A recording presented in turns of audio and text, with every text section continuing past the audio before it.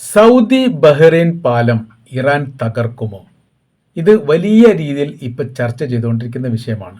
ചില മീഡിയയിലൊക്കെ തകർക്കാനുള്ള എല്ലാ പ്ലാനിങ്ങും ഇറാൻ ചെയ്തു വെച്ചിട്ടുണ്ട്. വളരെ പെട്ടെന്ന് അത് ഉണ്ടാവും.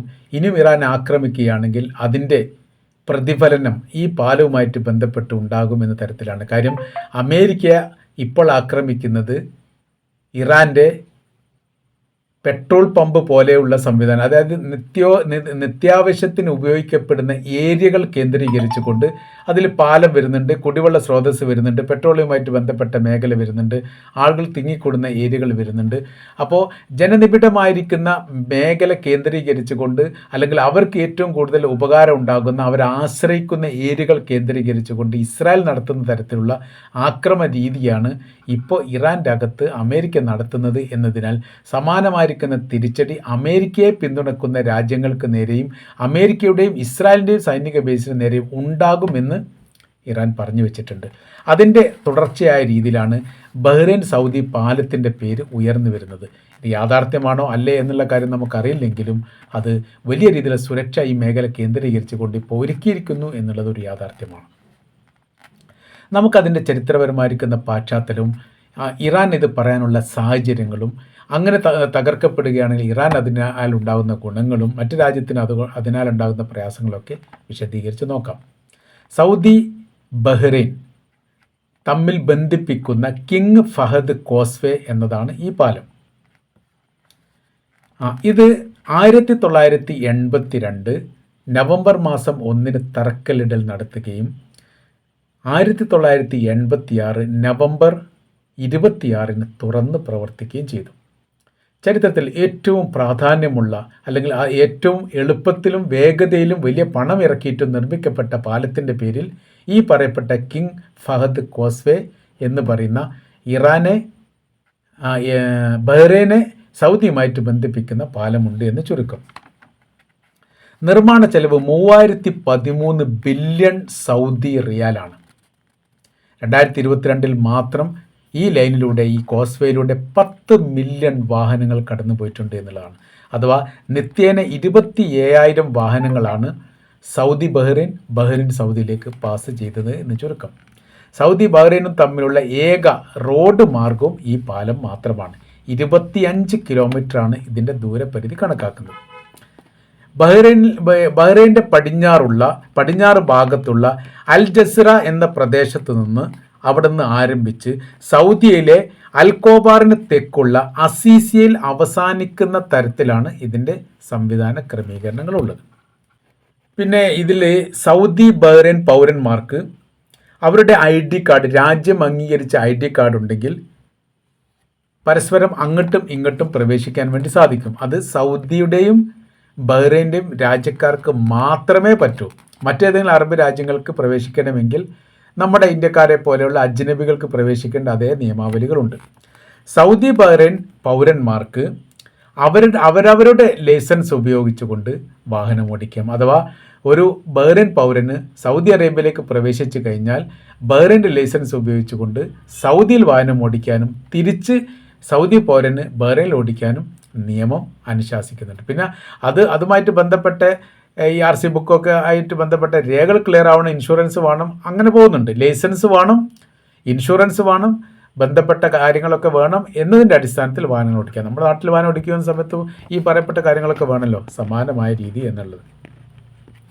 മറ്റ് രാജ്യക്കാരെന്ന് പറഞ്ഞാൽ നമ്മുടെ ഇന്ത്യ പോലെയുള്ള രാജ്യത്തുള്ളവർക്കും മറ്റ് അറേബ്യൻ രാജ്യങ്ങൾക്കും കൃത്യമായിരിക്കുന്ന ഒറിജിനൽ വിസ വേണം.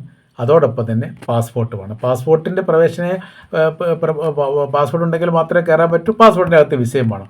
സൗദിയിലുള്ള ഒരാൾക്ക് ബഹ്റൈനിൽ പോകണമെങ്കിൽ, ഒരു ഇന്ത്യക്കാരനാണെങ്കിൽ ഈ ബഹ്റൈൻ്റെ വിസ നമ്മുടെ പാസ്പോർട്ട് സ്റ്റാമ്പ് ചെയ്യണം, അല്ലെങ്കിൽ അതിൻ്റെ ഈ കോപ്പി നമ്മുടെ കൈവശത്തിൽ വേണം. ഈ കോപ്പികളൊക്കെയാണ് ഇപ്പോൾ ഉണ്ടാകുന്നത്. ഓൺലൈൻ വിസകളാകുന്ന സമയത്ത് അതിൻ്റെ പാസ്പോർട്ടിൽ ഇപ്പോൾ സീലടിക്കാറില്ല, പകരം കോപ്പി കയ്യിൽ തരും, ആ കോപ്പി വേണം എന്നുള്ളതാണ്. വാഹനം ഓടിക്കാൻ നമുക്ക് അജ്നബികൾക്കൊക്കെ ഇൻ്റർനാഷണൽ ലൈസൻസ് വേണം. അതല്ലെങ്കിൽ ആ രാജ്യത്തിൻ്റെ അനുമതി പത്രത്തോട് കൂടിയുള്ള ലൈസൻസ്. അതായത് ഇങ്ങനെ തരാറുണ്ട്. സൗദി അറേബ്യയിൽ ജോലി ചെയ്യുന്ന ഒരു ഡ്രൈവറെ സംബന്ധിച്ചിടത്തോളം ഇവർക്ക് ബഹ്റൈനിൽ വണ്ടി ഓടിക്കണമെങ്കിൽ ആ ബഹ്റൈനിൽ പ്രവർത്തിക്കുന്ന സ്ഥാപനത്തിൻ്റെ ഒരു അനുമതി പത്രം, അത് ഗവൺമെൻറ്റിൽ അവർ നൽകിയിട്ട് RT ഓഫീസിൽ പോലെയുള്ള ഗവൺമെൻറ് സംവിധാനത്തിൽ നൽകിയിട്ട് അതിന് പെർമിഷൻ വാങ്ങും. അപ്പോൾ ഇന്ന ഡ്രൈവർ ബഹ്റൈൻ വിസയിലേക്ക് കയറുന്നു, സൗദി അറേബ്യയിലുള്ള വാഹനം ആണ് അയാളുടെ കയ്യിലുള്ളത്, സൗദി അറേബ്യയിലെ ലൈസൻസ് ആണ് അയാളുടെ കയ്യിലുള്ളത്, ബഹ്റൈനിലേക്ക് വന്നതിന് ശേഷം അവിടെ വാഹനം ഓടിപ്പിക്കാൻ വേണ്ടി അനുമതി വാങ്ങണം എന്നുള്ളത് ആദ്യം തന്നെ അനുമതി വാങ്ങി അതിൻ്റെ പെർമിഷനോട് കൂടി, അതായത് RT ഓഫീസിൽ നമ്മൾ പറയുന്ന സമയത്ത് RT ഓഫീസിൽ അടിച്ചിട്ട് ആ കോപ്പി കൈവശം വെക്കുന്ന സമയത്ത് സൗദി അറേബ്യയിലുള്ള ഒരു ഇന്ത്യക്കാരന് എന്ത് ചെയ്യാൻ പറ്റും? ബഹ്റൈനിൽ വാഹനം ഓടിപ്പിക്കാൻ പറ്റും. അങ്ങനെയാണ് എൻ്റെ റൂള് കാര്യങ്ങൾ പോകുന്നത്. അപ്പോൾ നമ്മളിപ്പോൾ സംസാരിക്കുന്നത് ഇറാന് ഇതിൽ എന്ത് കാര്യം, അല്ലെങ്കിൽ ഇറാന് ഇത്തരം ആക്രമണം നടത്തിയാൽ എന്താണ് അതിൻ്റെ ഗുണം എന്നുള്ളത്.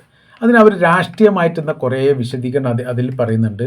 അതിൽ അമേരിക്കൻ സൈനിക ശക്തി കുറക്കാനും ബഹ്റൈൻ സൗദി ബന്ധത്തിൻ്റെ കാഠിന്യം കുറക്കാനും ഇത് ഉപകരിക്കും. പ്രധാനമായിട്ട് ബഹ്റൈൻ സൗദി ബന്ധം തന്നെയാണ് പറയുന്നത്. അതിനോടനുബന്ധിച്ച് പറയുന്ന കാര്യം, ഇത്തരം ഒരു ആക്രമണം ഉണ്ടാകുന്ന സമയത്ത് മറ്റ് ലോകരാജ്യങ്ങൾ, ഇറാന് പിന്തുണ നൽകുന്ന ലോകരാജ്യങ്ങൾ കനത്ത രീതിയിലുള്ളൊരു പാഠമായിരിക്കും. അവിടെ ഏറ്റവും പ്രധാനപ്പെട്ട, ഏറ്റവും മൂല്യമുള്ള, ഏറ്റവും ജനങ്ങൾ ആശ്രയിക്കുന്ന ഏരിയ കേന്ദ്രീകരിച്ചുകൊണ്ടൊരു തകർച്ച ഉണ്ടാകുന്ന സമയത്ത് അതിൻ്റെ പരിണതഫലം തങ്ങളുടെ രാജ്യത്തും ഉണ്ടാകുമെന്ന് രാജ്യത്തിലെ ഭരണാധികാരികളെ പേടിപ്പിക്കാൻ കൂടി ഈ പ്രവൃത്തി ചെയ്യുകയായിരിക്കും എന്നാണ് അനുമാനം. ഇത് അമേരിക്കയ്ക്ക് കനത്ത തിരിച്ചടി നൽകുന്നു എന്ന് പറയുന്നത്. കാര്യം എന്ന് പറഞ്ഞാൽ നമുക്കറിയാം, ബഹ്റൈനിലാണ് അമേരിക്കയുടെ 5ാം കപ്പൽപ്പട ഉള്ളത്. അവിടുന്ന് കരമാർഗത്തിലൂടെ വേണമെങ്കിൽ സൗദിയിലേക്ക് അവർക്ക് സൈനിക ഭടന്മാരെയാണെങ്കിലും കവചിത വാഹനങ്ങളാണെങ്കിലും ടാങ്കുകൾ അടക്കമുള്ള സംവിധാനങ്ങളാണെങ്കിലും റോഡ് മാർഗം തന്നെ കൊണ്ടുപോകും. പല ഘട്ടങ്ങളിലും ഇങ്ങനെ അങ്ങോട്ടും ഇങ്ങോട്ടും അമേരിക്കയുടെ വാഹനങ്ങൾ, സൈനിക വാഹനങ്ങൾ പാസ് ചെയ്യുന്നത് പല ആളുകളും കണ്ടിട്ടുണ്ട്. പല വീഡിയോ ഒക്കെ സോഷ്യൽ മീഡിയയിലൊക്കെ പരിശോധിച്ചാൽ കാണാൻ വേണ്ടി പറ്റും. അപ്പോൾ പാലം കാണാൻ പോകുന്നവർ അപ്പുറം ഇപ്പുറം നിന്നൊക്കെ എടുത്തും കഴിഞ്ഞ് ചിത്രങ്ങൾ എടുക്കുന്നൊക്കെ എടുത്തും കഴിഞ്ഞിട്ട് പല സോഷ്യൽ മീഡിയയിലും അത് പോസ്റ്റ് ചെയ്യാറുണ്ട്. അത് ഈ മേഖലയിലൂടെ പോകുന്ന വാഹനം അങ്ങോട്ട് പോയി ഇങ്ങോട്ട് പോകും, അത് അമേരിക്കയുടെ വാഹനം. അത് അവർക്ക് നടക്കില്ല എന്ന് മാത്രമല്ല, അവർക്കതിൽ ഭയമുണ്ടാവുകയും ചെയ്യും. തങ്ങൾ സുരക്ഷിതരല്ല എന്നുള്ള ബോധ്യം. അമേരിക്കയ്ക്ക് പിന്തുണ നൽകുന്ന രാജ്യങ്ങൾക്ക് തങ്ങളുടെ അടിസ്ഥാനപരമായ സൗകര്യങ്ങൾ സുരക്ഷിതമല്ലെന്ന് ബോധിപ്പിക്കാൻ ഇത് ഉപയോഗിക്കുക, അത് നമ്മൾ പറഞ്ഞു. പിന്നെ ആക്രമണ ഭീഷണി ഉയർന്നാൽ തന്നെ ഈ കോസ്വേ ലൈൻ സാധാരണഗതിയിൽ അടക്കാറുണ്ട്. കോസ്വേ ലൈൻ അടക്കാൻ വേണ്ടി കഴിഞ്ഞിട്ട് യുദ്ധം ഉണ്ടാവണമെന്നില്ല, അതല്ലാത്ത രീതിയിൽ അവർ അടക്കാറുണ്ട്. ഏപ്രിൽ മാസത്തിൽ അങ്ങനെ അവർ അടിച്ചിട്ടുണ്ട്. ഇതുപോലുള്ള ഒരു ഭീഷണി കാര്യങ്ങളുണ്ടായ സമയത്ത് അവരെന്ത് ചെയ്തിട്ടുണ്ട്? ഏപ്രിൽ മാസത്തിൽ അടിച്ചിട്ടുണ്ട്. കാര്യം വലിയ സാമ്പത്തിക നഷ്ടമുണ്ടാകും എന്ന് മാത്രമല്ല, അപമാനിക്കപ്പെടുന്ന ഒരു രീതിയിലേക്ക് കാര്യങ്ങൾ പോകും എന്നുള്ളതും ഇതിൻ്റെ കൂടെയുള്ള വിഷയങ്ങളാണ്. അമേരിക്കയ്ക്ക് ഇതെങ്ങനെ നഷ്ടമുണ്ടാകുമെന്ന് ചോദിച്ചാൽ, 5ാം കപ്പൽപ്പട ബഹ്റൈനിൽ നിരന്തരം ആക്രമിക്കപ്പെടുന്നുണ്ട്. അത് ആകാശ ആക്രമണമാണ് നടക്കുന്നത്. അപ്പോൾ ഇവർ പല മേഖലകളിലും രഹസ്യമായിരിക്കുന്ന ഒളിസങ്കേതം പോലുള്ള സംവിധാനങ്ങളൊക്കെ അമേരിക്ക ഉണ്ടാക്കിയിട്ടുണ്ട്. അത് ഉള്ളതാണെങ്കിൽ പോലും 2025 ഇസ്രായേൽ ഇറാനെ ആക്രമിച്ചതോടനുബന്ധിച്ച് അത് വിപുലമായിട്ടുണ്ട് എന്ന് പറയുന്നു. കാര്യം അന്ന് പറയുന്ന കാര്യം ഇങ്ങനെയാണ്, ഈ ഒരു യുദ്ധവും ഈ ഒരു ആക്രമണവും, അതായത് ഇസ്രായേൽ ഇറാന് നേരെ നടത്തിയിരിക്കുന്ന യുദ്ധാക്രമണവുമായിട്ട് ബന്ധപ്പെട്ട കാര്യം വളരെ എളുപ്പത്തിൽ പരിഹരിക്കുന്ന രീതിയിലൂടെയല്ല പോവുക. ഒരു പക്ഷേ അത് ഇനി ഉണ്ടാവാൻ സാധ്യതയുണ്ട്. ഉണ്ടാകുന്ന സമയത്ത് അത് കനത്തതായിരിക്കും. അത് 2025 പറഞ്ഞ കാര്യമാണ്.